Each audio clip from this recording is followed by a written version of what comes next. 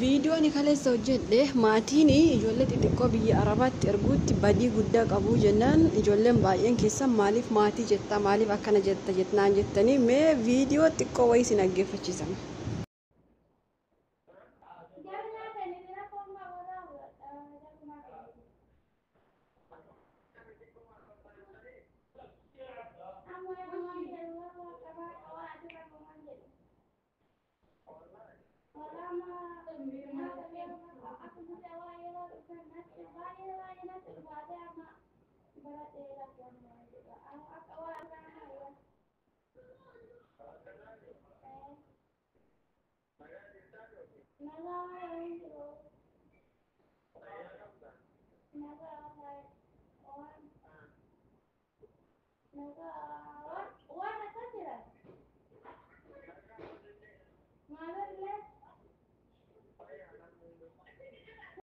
Waa'ee maatii waan hin kaleessa dubbadhe yookaas immoo maatii arrabse waan ija kiyyaan argeef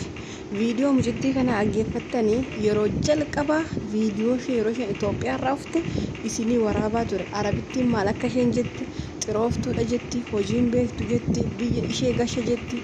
dararaa meeqa keessaa mucittiin kun har'aree hojii tokko fitti. Mucaa kana anaaf rabbi bichaa ishee beeka. Akkatti jiraattus anumaaf rabbi bichaa ishee beeka. Maaliif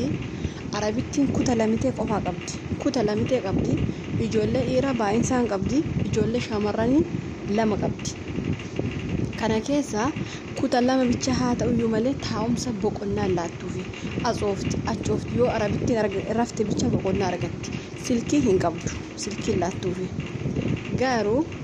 maashinii isa biyya kana keessatti ho'a biyya kanaa ni beektan akkamitti akka ho'u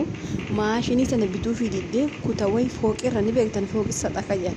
achirra bushiti maashinii qorraa bitii fi hin jedhe maashinii qorraa bitii fi jennaan na lolti Arabittiin achumarraa maashinii qorraa sanallee bittee fi kuta isheellee akka isheen sirreessituu fi godhee fi maatii isheellee daawwachuu wallaalte akkamitti akka isheen daawwattullee itti himee achi booda kaleessa yeroo isheen maatii ishee daawwachuuf jettu ati yeroo isheen maatii isheetti daawwaltu sagalee isheen irratti waraabiyan sin amanuun jedhe sagalee isheen irratti waraabde ji'a lama keessa akka haa daawwaltu maatii ishee birrii immoo ji'a sadii malee kennuuf jette birrii isheellee ji'aan kennitaafi ana lakkoofsa ishee qaba waan ta'eef biiroo siddaa wala biiroo maalii qabna afaanumaan doorsifna malee biiroo siddaa wala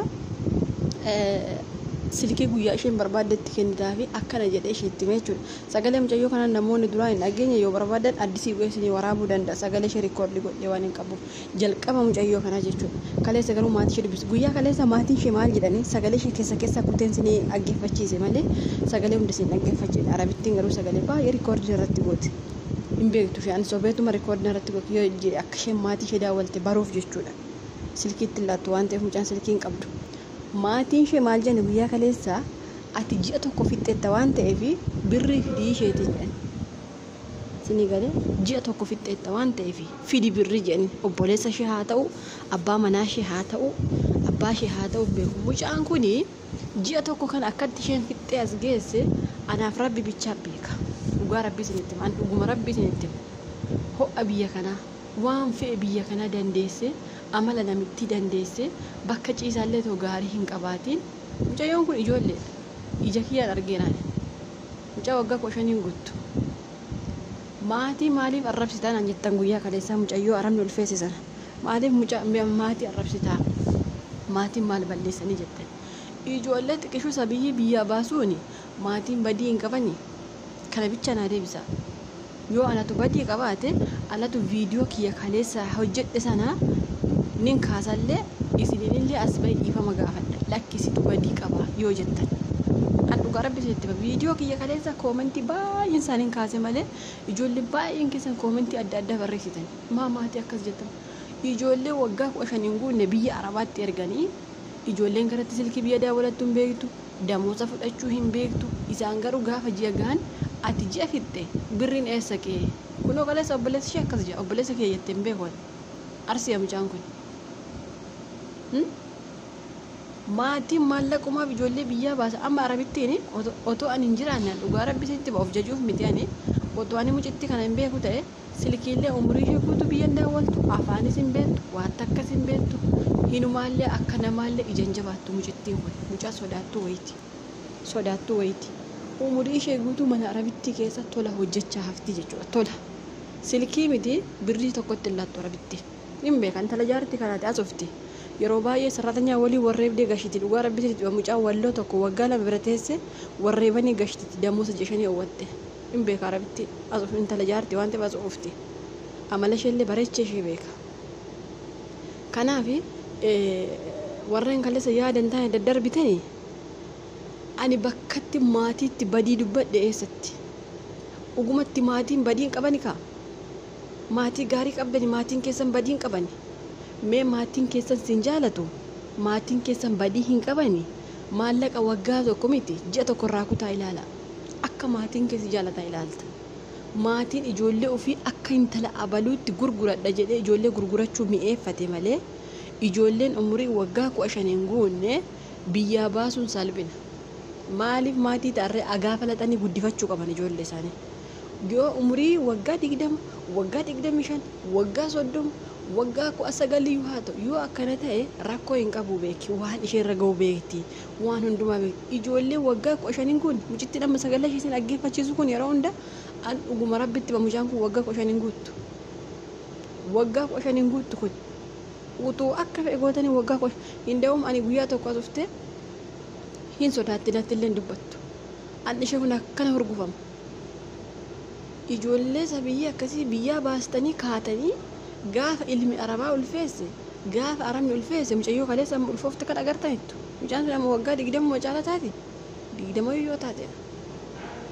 booddee wartanii immoo iyyitanii jechuudha ijoolleen keenya achitti qalamte ijoolleen keenya achitti ulfoofte nama yaadan gashanne biyyaa baastanii biiroo qabna mootummaa qabna jettaniin iyyina atuu alakee biyyaa baafte biiroof mootummaan maal si godha atuu alakee waggaa 20 guunne biyyaa baafte nama ajaa'ibdan dhugaa Rabbi isinitti bakkeessaafuu warri maatiitti maal dubbatte jettanii kaleessa baa viidiyoo kiyyan daawwatinaan dhugaa Rabbi isinitti baa yuutuubii kiyya jala akkamitti si yaaddanii koomentii barreessan na ajaa'ibdan namoonni tokko dhugaa Rabbi koomentii baay'ee dubbise nan kaase baay'insaa inde maatiin akkamitti ijoollee waggaa 20 guunne gaafa biyyaa baasanii hin da'u moto ji'a tokko guutiin immoo birrii fidi an dhugaa Rabbi isinitti seenaa mucittii kana akkatti isheen amma ji'a tokko dabarsite amma sagalee ishee geessitu waa isheen jettu maatii isheetti yeroo dura natti ulfaachaa ture amma garuu naa wayyaa ofeetti inde maatiin badiin qabani gaafa jettan afaanii baafattanii hin gaanfattanii ijoollee waggaa 15 gaafa biyyaa baasan maatiin badiin qabanii ijoollee waggaa 15 waggaa 16 gaafa biyyaa baasan an nama ajaa'ibdan dhugaa Rabbi isinumtu hordoftoonni kiyyoo na ajaa'ibdan warri kaleessa koomentii akka ajaa'ibaa naalattaan suni na ajaa'ibdan ijoollee sabiyyii biyyaa baasuun badii maatii miti badii daldalaati daldalaan ikkoo yoo feete maa ijoollee waggaa tokkoon finne maallaqasa kuma 150 sirraa laxallate gara biyya arabaa si erga dantaa kee achitti ulfoofta dantaa kee achitti qalamta dantaa kee waan barbaadde taata inni birrii sabichaa beeka kanaafuu nuti ijoollee xixiqqoo biyyaa baatu warra akkasiif daldalaan kuman biirooleen kuman maatii bichaa kuman ani karaa mataa kiyya maatii kumadha an dhugaa Rabbi isinitti mucittii na bira jirtu kanaafi mucittii kaleessa ulfaasan indawum ishee ulfaasa ishee ulfoo arabni ulfoosisana wayya ka kaleessa san dhugaa Rabbi ishee wayya mucayyoo amma sagalee ishee ageessan kana manna ishee wayya isheen xiqqoorra hojjaan ishee dheeraa isheen kaleessa ulfaasu inde inumaayyuu isin immoo maatiif falmoo jirtu maatiin badii tokko hin qabanii maatiin maal godhanii Rabbi waa isaan haa godhu maatii ka ijoollee akkanatti biyyaa xalaxalee baasee ijoollee keenya asitti qashiisaa jiru dhugaa Rabbi indawum gaafa ji'a guutan immoo ati ji'a fixxeetta barbirriin eessa afaanii baafate akkas jabara kaleessa akkamitti turte akkamitti ji'a tokko guutte akkamii nyaanni sii ta'e biyyi sii ta'e jedheen gaafanne dhugaa Rabbi birrii ergi